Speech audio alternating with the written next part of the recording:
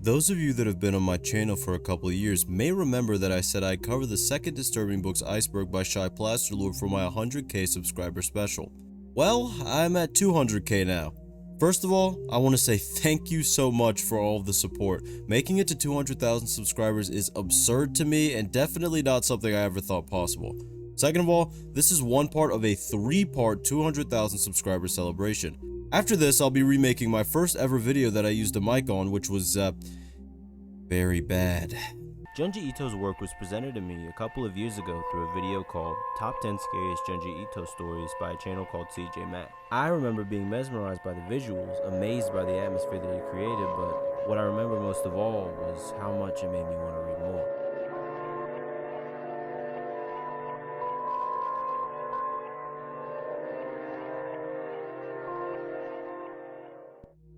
And I'll also be creating a sequel to the video that more or less got me over that final push to 100k, that being my most popular video of all time about anti-piracy screens.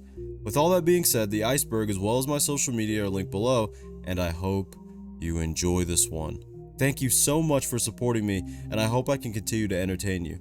My bad for not uploading last week at the usual time, by the way. There will be a bonus video in a couple days that has nothing to do with the 200k celebration to make up for it. Also, there are spoilers for a lot of books in this Iceberg, especially in the first layer, so if you see a book you've been wanting to read, just skip it. The topic of disturbing books has always been interesting to me personally. The amount of grotesque imagery that someone can conjure up with ink on paper always manages to shock me, and even more unnerving, some of the most disturbing books are of completely true events, which is even more terrifying, honestly. Also, I'm gonna assume since it's not 2020 anymore that you know the rules for an iceberg at this point, so let's just go. Layer 1. Miss Peregrine's Home for Peculiar Children. This 2011 fantasy novel by Ransom Riggs, great name by the way, covers the story of Jacob Portman, a boy who would often love listening to his father's stories of surviving World War II as a Jewish boy, and more importantly for this entry, living in a home with a bunch of strange, or peculiar children. You see what I did there? Definitely didn't say that in the Wikipedia article. Anyway, the grandfather is attacked under mysterious circumstances, and he tells Jacob to find a bird in the loop on the other side of the old man's grave on September 3rd, 1940, and tell them what happened. Jacob looks up and sees a monster that appears very similar to one from his grandfather's stories, and he starts to have nightmares about these monsters all the time afterward. Long story short, he's led to finding the house in Wales, which is completely empty. Meets a girl who he hears call out his grandfather's name, and whoa, he's back in time and he's meeting all these peculiar, wacky children that possess different crazy powers. I mean, I think you get it. One cool thing about these books is the collection of found photography in the book that's used to represent the real-life versions of many of the kids in the story. There are, I believe, 6 books in the series, with the last one releasing in 2021. Coraline. Coraline is a story about a girl who isn't happy with her regular life, and through finding the other world through a door to another flat that usually had a brick wall behind it. In this world, her parents paid attention to her and she had amazing toys. However, her other mother would only continue to let her stay if she would have buttons sewn in place of her eyes so that she would look the same as everyone in the other world. Obviously, she leaves, but her parents get kidnapped and through a series of events, she's able to save them. I know this is going to be controversial, but I haven't seen the movie yet. Carrie. If you know Stephen King, you probably know this story. Carrie is a novel released in 1974 that revolves around a high school girl with telekinetic powers. Carrie is constantly bullied for several aspects of her life and was raised extremely religious and sheltered. Due to this, when she has her first period, she freaks out and she has no idea what's going on since her mother never taught her. Long story short, other girls bully her for it, end up getting in trouble, and one specifically named Chris decides not to go along with the punishment, thus getting herself suspended and banned from prom. She decides to take revenge on Carrie, even though she literally caused every single consequence that led to this. Like, not only did she bully Carrie, which is bad enough, but then when she was given a punishment, she was like, nah, I don't think I'll do that. And then is surprised when she gets in more serious trouble? Like, what? Anyway, Carrie ends up going to prom with the boyfriend of one of the bullies that is actually a remorseful human being, and Chris on the other hand is still so hurt that she wastes time rigging the prom queen election and getting her boyfriend to prepare something that we'll get into later. She could have genuinely spent all that time looking for a therapist, but I digress. At first, Carrie has a good time with some genuinely nice people, but this is a Stephen King novel. Things don't go well. As Carrie and her date win prom king and queen, Chris' boyfriend and his gang dump giant buckets of pig's blood onto them, with one bucket taking the life of Carrie's prom date. For some reason that I don't understand, the entire audience finds this funny? Like, I feel like in the real world, if you did this to someone, everyone would be afraid of you, and also that much blood probably smells terrible, but Carrie uses her powers and basically ends up deleting most of the town and its people before finally going home to her horrible mother, who I'm honestly surprised she doesn't take the life of. Unfortunately, she incurs a fatal wound because of her mother, but before passing, she takes the life of Chris and her boyfriend. Thank God for that. In the end, she passes away with the one person who treated her well, the former bully I mentioned earlier, as she calls out for her wicked mother. Rough stuff, and this is still the tame section of the iceberg, so prepare yourselves. The Turn of the Screw. This 1898 novel by Henry James revolves around the story of Miles and Flora, who are being cared for by their tutor due to the loss of their parents and the reluctancy of their other family members to take care of them. It's actually crazy that if they weren't rich, they would have 100% ended up in an orphanage, but anyway, Miles is off at boarding school and Flora is at home. After Miles comes back from school for summer break, they get a letter that he's been expelled. Obviously, Miles never talks about this because I guess he hopes they just didn't see the letter or forgot about it, I don't know. And the tutor basically doesn't bring it up because she likes him. Great discipline. As time goes on, the tutor begins to see strange figures around the estate that she doesn't recognize. Due to them also not being noticed by anyone else in the household, she believes they must be ghosts, and after this she learns that the woman who came before her, Miss Jessel, had a close relationship with a man named Peter Quint, who was an employee there as well. The both of them spend a lot of time with Flora and Miles in life and seem to be doing the same in death as well. Eventually, the tutor gets Flora to leave with the housekeeper, Miss Gross, and Miles finally admits that he said something that got him expelled, though he can't remember it. I guess the school didn't remember it either because you'd think they'd at least allude to that in the letter. The tutor tries to protect Miles from the ghost of Peter Quint, only to realize that he passed away in her arms. Which I guess the ghost did? I don't know. Diary of Anne Frank. Also known as The Diary of a Young Girl, this book is a series of journal entries written by Anne Frank as she hid from certain German soldiers during an occupation of the Netherlands. The diary is known worldwide and has been published in more than 70 languages. She wrote about her relationships with her family members, her interest in a boy named Peter Van Pels, a boy that she thought may become her one true friend that she could share her deepest thoughts with. Eventually, by July 15, 1944, she would say that Peter could never be a kindred spirit. Her father Otto was the only survivor of the family after the war, and he would receive the diary after it was recovered.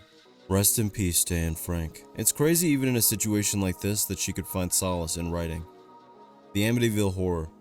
The Lutz family claims to have experienced many horrific paranormal phenomena on 112 Ocean Avenue. In this 1977 classic, they detail their nearly month-long ordeal at this residence. Now, I'm sure you're probably wondering why they think this house is haunted.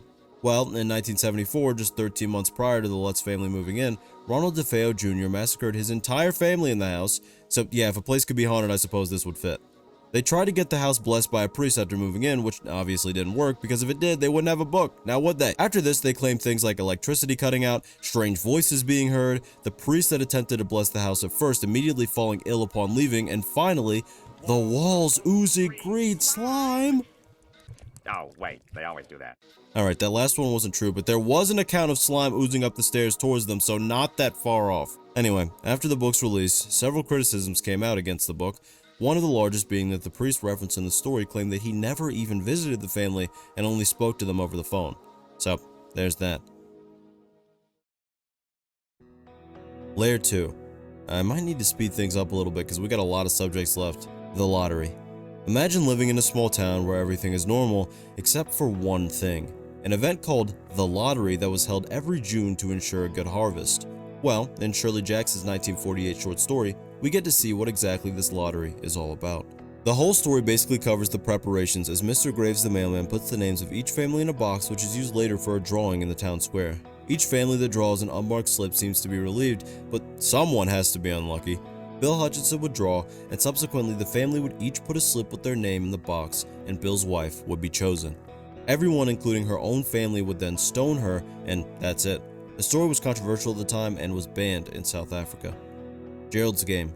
Stephen King's Gerald's Game from 1992 involves a woman named Jessie who is handcuffed to her bed by her husband Gerald as they get involved in some intimate activities. Things go left though when Gerald passes some clear boundaries and attempts to take advantage of Jessie, leading her to defend herself, resulting in him having a heart attack.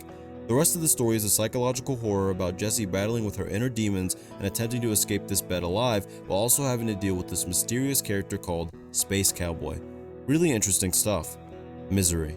2 Stephen King books in a row, huh? This one from 1987 is another really interesting premise to me. It's about this author called Paul Sheldon who blew up off a series of novels involving a character called Misery, a character that he personally hates. which is crazy because you made the character, dude. Like, just make them better. Anyway, he finishes the series, moves on to a new one, and one day while driving to LA, he crashes in a small town in Colorado and is severely injured, leading to him being captured by a woman named Annie, who is absolutely insane. She's also a huge fan of the Misery series and isn't very happy about how he ended the final book, so she proceeds to treat him very badly for an extended period of time, and it gets even crazier from there, but yeah, that's that. The Silence of the Lambs. Clarice Starling is attempting to figure out the case of the infamous Buffalo Bill, a person who has been eliminating several women after capturing and methodically damaging them over time. In order to figure this out though, Clarice gets the help of the infamous Hannibal Lecter, a psychiatrist that may have also eaten several people or something like that. Anyway, the 1988 novel goes on to revolve around the climactic case where Buffalo Bill kidnaps the daughter of a senator, which leads to a bunch of insane stuff and things going downhill. The Kite Runner. This 2003 novel by Khaled Hosseini covers a lot of very serious themes, including the historical Soviet invasion of Afghanistan and the Taliban's infamous rise there. Throughout this story, we follow several characters such as Amir, Hassan, and their father figure Baba, among others. We follow these characters over decades, watching them build relationships and go through hardship after hardship and a lot of loss. A Head Full of Ghosts.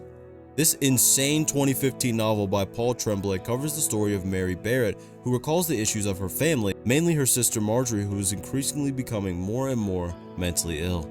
Eventually, due to her father's newfound Catholicism, he thinks that Marjorie has been possessed by a demon and therefore needs to receive an exorcism. This leads to them ending up on a show called The Possession, where a crew ends up documenting the family over a period of time. During this time, Marjorie tells Mary that she's actually been faking everything since she knew that they would get on the show and the family needs the money. Their father and the Catholic priest both continue to treat Marjorie worse and worse, and it's just a disaster. Let's move on. I Am Legend. Imagine if the whole world got infected by a vampire virus. That's pretty much the story of I Am Legend. This 1954 novel by Richard Matheson revolves around a man named Robert Neville who lives in Gardena, California after a horrendous, mysterious pathogen swept through all of humanity, seemingly taking out everyone on Earth except for him. The only twist is that they're vampires. To be fair, I already did say that earlier, but these vampires are more complicated than they seem at first. At first, it seems like they're just stereotypical vampires, being afraid of sunlight and garlic, being defeated by wooden stakes, all that. However, as Neville slowly learns more and more about this pathogen, things get more and more strange. That's all I'll say about this one. Heart of Darkness. Charles Marlowe is an ordinary steamer captain assigned to a Belgian boat that was to be taken down a river to a man called Kurtz, an ivory trader. This book itself shows some of the horrors of colonialism in Africa, and although it's never explicitly stated in the book, the area is more than likely the Congo, which is where Belgium had quite the grotesque and horrific occupation many years ago. While the book has faced some criticism, it seems like the general perception of the story is that it's criticizing colonialism and racism, and due to it being released in 1899, it would definitely be one of the first of its kind. Dante's Inferno. If you were in the woods lost and alone with your only path being blocked by 3 beasts, and some guy that should have died over 1,000 years ago comes up to you and says that he's here to save you because the Virgin Mary and Saint Lucia encouraged someone to tell him to do it, would you follow him to hell? Just wondering. That is genuinely the intro to this story. I'm not lying, although my representation is rough.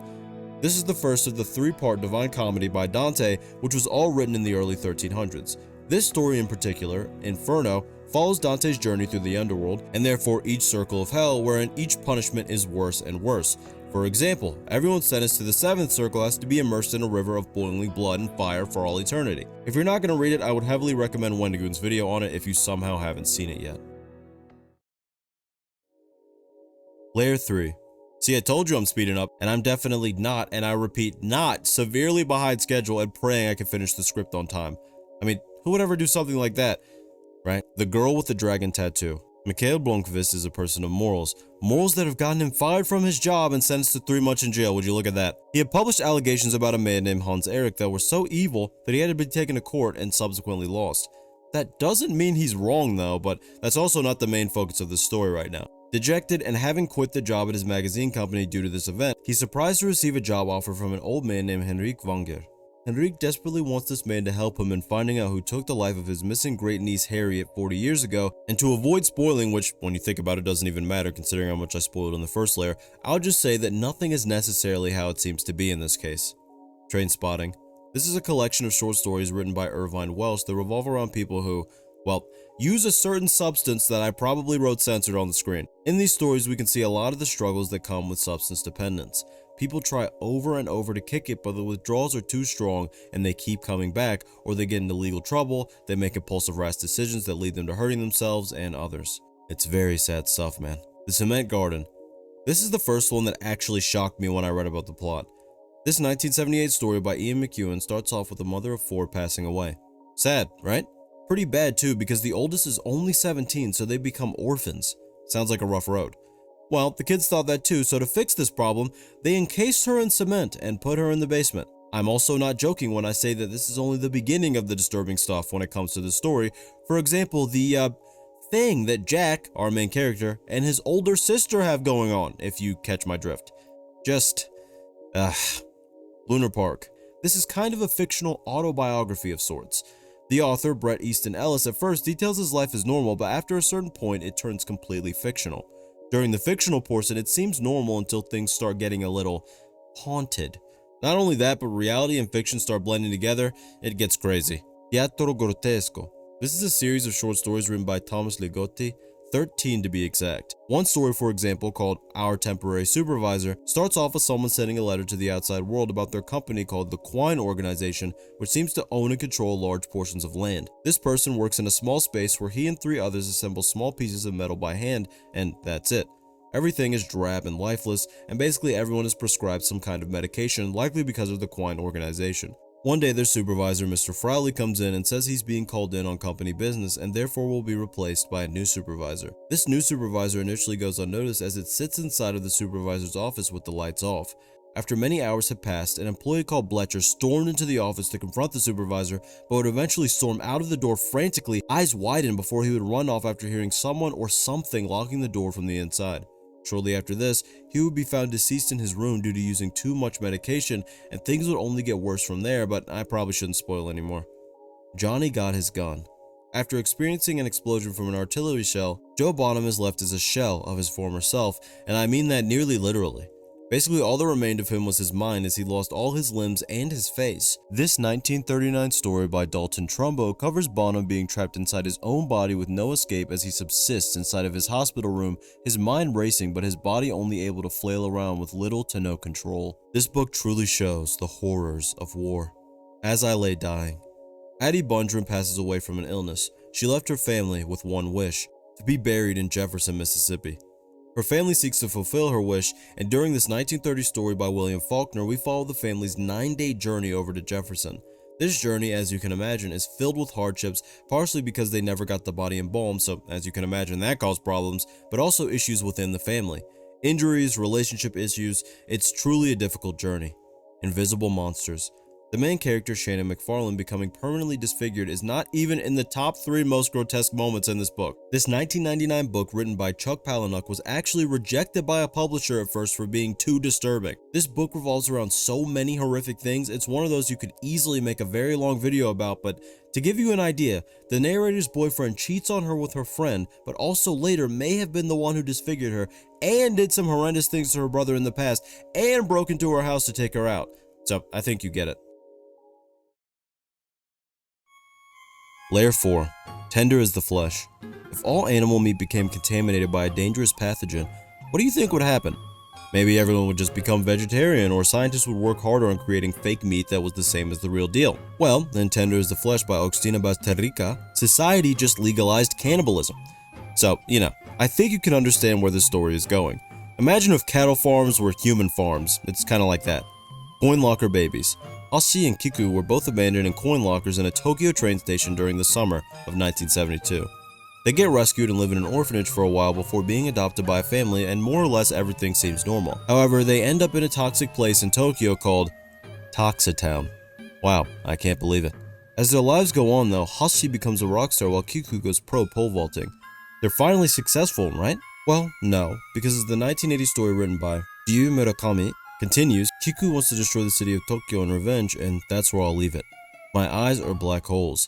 Jack, a mentally unstable man due to many extremely negative events throughout his life, never wants to leave his bedroom in his massive Chicago mansion. Which is too bad for him because he has to make his way through it anyway, which turns into an absolutely horrific experience as he wanders through the mansion with half-open eyes that he believes have the power of black holes. It's written by Logan Ryan Smith, by the way, forgot to mention that. Sway. There are a lot of books with this title, but I'm gonna assume that it's the novel by Matthew John Bocci that revolves around him trying to figure out how exactly his father passed away during 9/11. He goes into the depths of his suffering, the grief, the substance dependence, and finally, hope as he battles with this situation from the age of 9.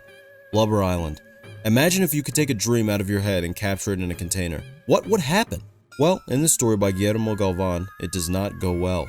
I don't have a lot of information on the plot, but from what I have found, it seems like reality ends up breaking apart at the seams as time goes on. There's a constant battle raging throughout between different entities, and apparently it's quite graphic. Frankly, I thought this was going to be another Tusk situation based on the title, so it could have been worse. The Troop.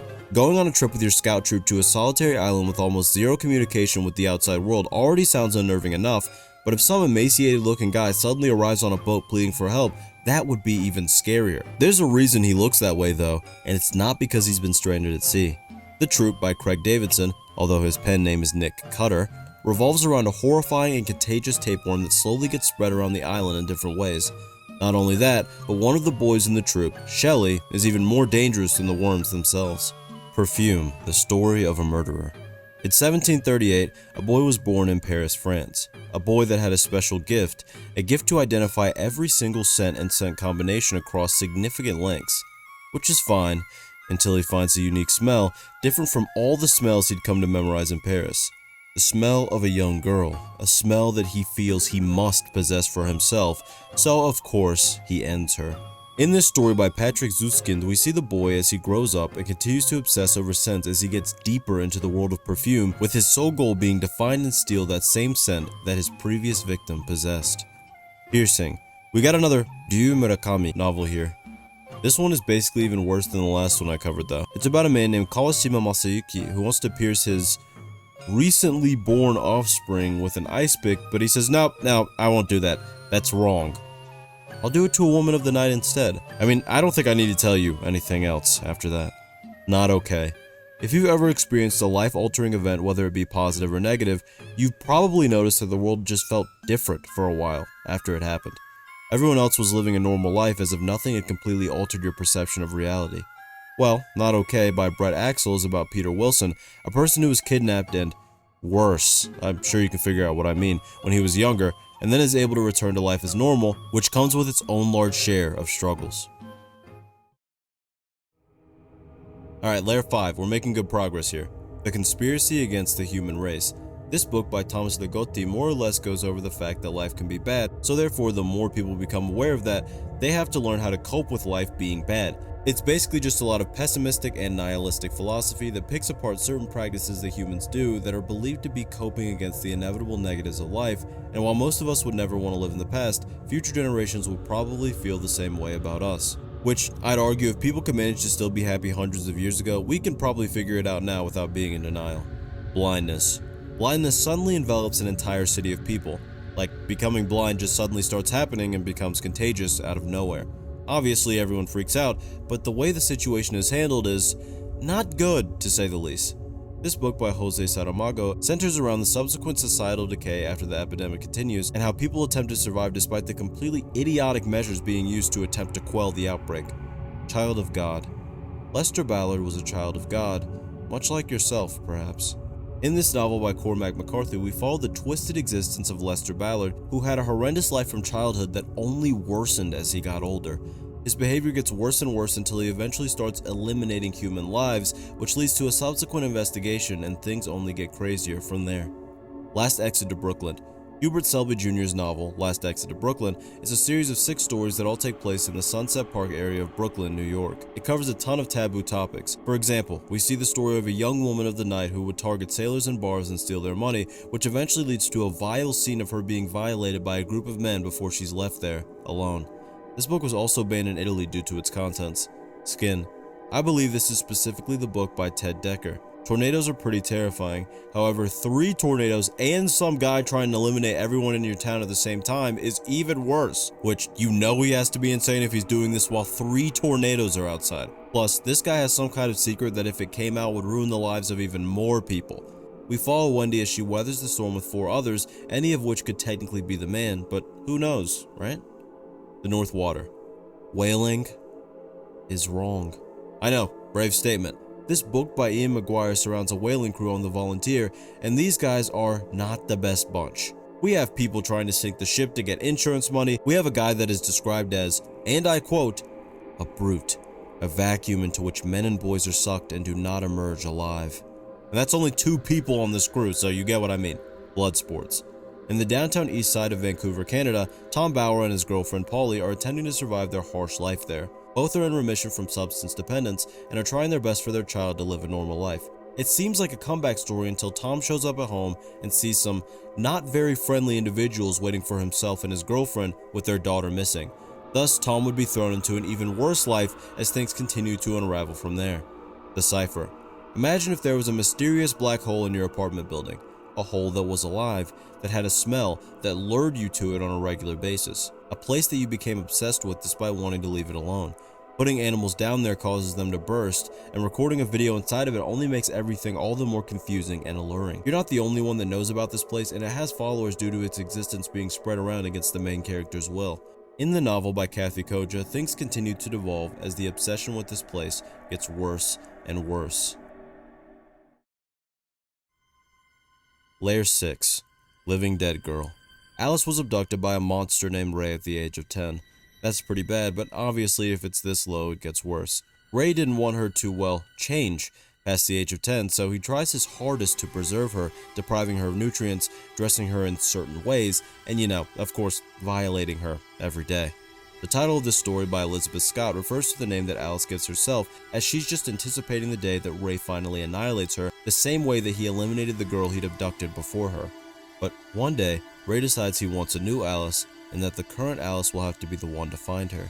Alice eventually meets a young girl named Lucy who says she doesn't like her, so Alice decides she'll be her replacement, and it gets even crazier from there. I feel like I've been saying some form of that for the past few entries. Tampa. Celeste Price seems to be a normal 26-year-old woman in an unhappy marriage, except she's actually another monster. Yep, we got 2 in a row. She decides to have access to what she likes, which are unfortunately middle school-aged young men. She'll be a junior high teacher. Wonder where we've seen that one before. Anyway, she becomes a teacher, unfortunately, and sets her sights on a boy named Jack. Of course, this leads her to pursue him, keeping him after class and methodically and slowly increasing the severity of her behavior, sitting outside of his house and watching him and eventually beginning a relationship with him. Do I even have to tell you that things continue to get worse and worse after this?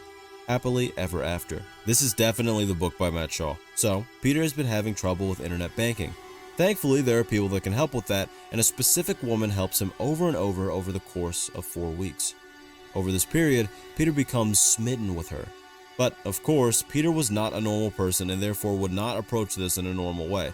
Ever since he'd initially met her, he'd been preparing a space in his mother's old farm, just for her. Eventually, he'd strike and abduct her, bringing her there. In order to survive, she tries to say and do anything that Peter wants. Born to Bleed. This book by Ryan C. Thomas is a continuation of the book The Summer I Died. Roger Huntington, the main character of both stories, was lucky enough to survive the horrors of the Skinny Man, a terrifying individual that was bent on destroying human life. This book takes place 10 years after the previous, and things seem to be looking up. He's living a regular life where he's infatuated with his co-worker Victoria. Unfortunately though, he has to save her and therefore has to commit some terrible acts to destroy her aggressors who he battles with throughout this grotesque, graphic story. Headhunter Reimagined. The Headhunter is terrorizing Vancouver, Canada. The story by Michael Slade follows the Royal Canadian Mounted Police chasing after this person, but it's not easy. The victims are everywhere, in so many different places. The Headhunter continues to taunt them by sending photos of what they'd done. This is going to be an extremely difficult case. Off-season. Let's say you go somewhere for a trip with your friends, and the day you get there, a woman is fished out of the ocean and says that she was attacked by a pack of wild children. Would you stay? Yeah, I think I'm going home. We'll just take a trip some other time. Anyway, obviously the main characters of this story don't do that. Carla, the first person to get there as she wanted to clean a day before the rest of her friends arrived, is watched through the window by a strangely large man. That's great. The next day, literally a few hours after the other 5 friends arrive, one gets eviscerated and Carla gets kidnapped. So, After this, these people basically have to survive these ravenous feral people that have no qualms about eating those that look like them. The 8th. Another brave statement incoming. Bullying is wrong, and you should not do it, and you should stop that right now. Yeah, this book by Matt Shaw is about bullying. More specifically, a victim of non-stop bullying that eventually chooses to take his revenge. And considering where we're at in this iceberg, I don't think I need to go further, so let's move on. Layer 7. High Life. Jack only wants to become famous, a superstar in any way he can. This dream was initially fueled when his estranged wife ends up executed. This makes him immediately quit his job at a donut shop and look for clues to find out who did this to her. He gives up on this in the pursuit of stardom though, and begins a career being a male escort for the rich and famous people in Beverly Hills. I mean, connections are still connections, I suppose. Through this work, he sees more and more disturbing behavior from these people and eventually meets a woman named Bella. This woman is extremely wealthy and therefore can make his dreams come true. As always in this novel by Matthew Stokoe, this is only the beginning to much worse. Until one of us is dead. Officer Denny Davis is living a normal life until his granddaughter is abducted from a restaurant. 13 years later, nothing has been found. Suddenly though, Davis finds himself on the road to possibly finding the person who did this and getting revenge. Obviously, it's extremely graphic. The Resurrectionist. This story by E.B. Hudspeth covers a fictional doctor called Dr. Spencer Black. He creates a theory that mythological creatures, cryptids, etc. were actually the evolutionary ancestors of humanity. We also get into his childhood, which has its fair share of dark and horrific imagery, especially concerning the experiments that he ran. The Fallen Boys. The story of Marshall Deacon's son's life was cut short by none other than his son himself. Obviously, this is hard to cope with, and eventually in the story by Aaron Drives, Marshall has to seek out answers. This leads to him being captured, and it seems that if he wants to survive this ordeal, he needs to come to terms with certain things from his past and about his son. Prodigal Blues. Mark Sieber is at a truck stop when suddenly he sees a face that he never expected to see, the face of a girl from a missing poster. Weirdly enough, as he goes back into the truck stop's restaurant, the girl is sitting at the table he previously occupied. All she tells him is that she's sorry, and soon police and news come to the truck stop. Mark attempts to go back to his hotel room to contact his wife about the ordeal, but unfortunately for him, he's captured by the same people who captured the girl. Only one thing is weird. All the people who captured him are very young, ages 12 to 19. Turns out they all were captured by a monster named Grendel, and that they need to carry out justice, and due to Grendel's tendency to warp the facial features of his victims, only someone with a normal face can help them. This leads down a dark and grotesque rabbit hole as Mark helps them fight against Grendel. Header. Look man, if you're over 18 you want to know what a header is, just, I don't know, look it up because I don't want to describe that. Anyway, in this story by Edward Lee, we follow an ATF agent named Stuart Cummings in, and I quote, the Russell County head-humping murders.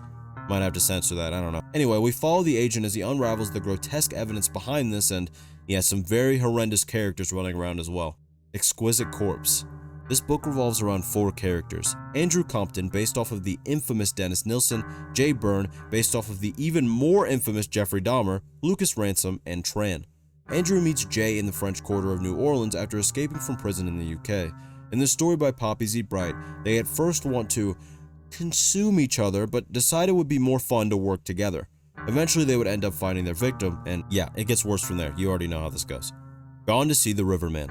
You know how some people are just obsessed with unsavory people, like the woman who loved the Night Stalker for example? Well, in this story by Christopher Triana, the main character Lori is obsessed with one of these individuals named Edmund Cox. She visits him all the time and sends him letters and wants to do anything and everything to get close with him. He tells her to go see the Riverman, a man that lives in a cabin in the woods.